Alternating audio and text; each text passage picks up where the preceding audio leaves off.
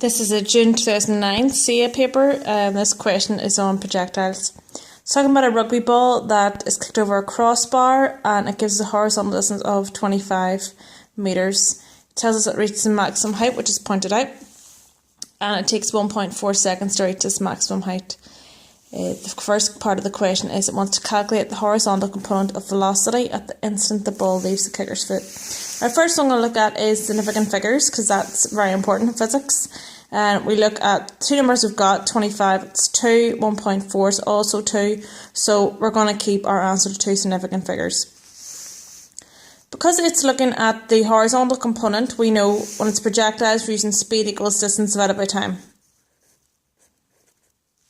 And we know the distance is 25 metres and the time is at 1.4.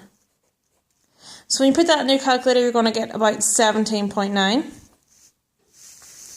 But two significant figures, that is 18. So that is the horizontal component at which the ball is kicked. Next part of the question wants us to calculate the vertical component of the velocity at the instant the ball is kicked. So what do we know? We know it takes 1.4 seconds to reach maximum height. At maximum height, the vertical component of velocity, v, should be equal to 0. When anything is, because it's being kicked in the air, acceleration due to gravity is going to act on it, and it's slowing down, so it's going to be minus 9.81. And we want to find the initial vertical velocity, which is u. So we have t, v, a and u. What equation of motion links them? V is equal to u plus at. So we're going to rearrange this to find u. So u is being added on to at. So we're just going to bring that over to the other side. So v minus at is equal to u. Substitute in your numbers. V is 0 minus your minus 9.81 times your time 1.4, and that's going to come out at about 13.7. The two significant figures, your answer will be 14. Okay. So part B, the first one is use your answer to part A, so both answers, to find the magnitude of the initial velocity after the ball is being kicked. So you know, whenever you're kicking something, or we've already said it has a horizontal velocity and a vertical velocity. So you basically want to just find the resultant. So I'm just going to put in from A part I, answer was 18, and a vertical component answer was 14. We're basically just going to use Pythagoras to find this resultant velocity here. So we've got v squared equals 18 squared plus 14 squared. And that will equal to 508.1. Then to find v, we're going to have to square root that. So v is going to equal to about 23. Okay, so as I said, I and II are usually linked. It now wants us to find the angle above the horizontal at which the ball is kicked. So if you look at this wee triangle, this here is the angle we want to find.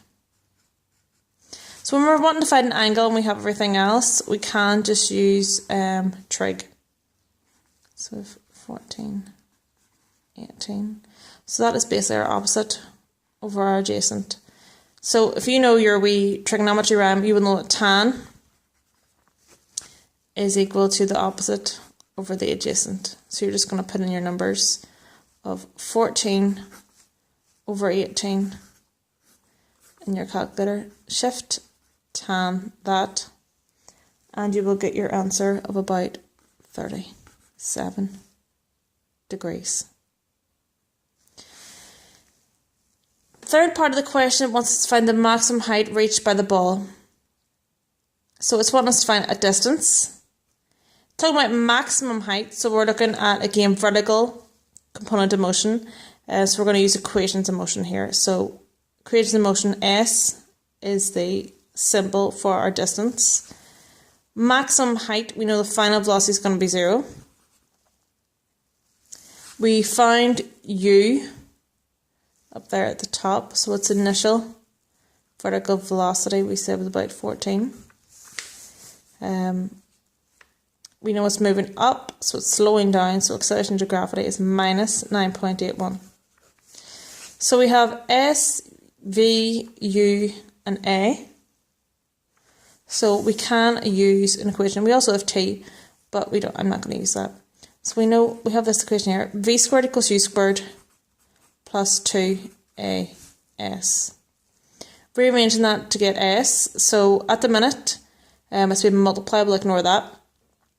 It's been added on to U squared. So to get rid of this bit, you take it away. Take away U squared from both sides. So V squared minus U squared equals 2AS. Now we've got just 2AS. We're going to get S by itself. So S will be multiplied by 2 and A. To get rid of that multiply sign, we're going to divide the whole thing by 2A. So we've got V squared minus U squared over 2A equals S. So all you have to do now is just then put in the numbers. So V squared is 0. So it is 0 minus our 14 squared. And divide that by 2 times minus 9.81. And that will give us our S. And it should give us an S of around approximately 9.6 meters.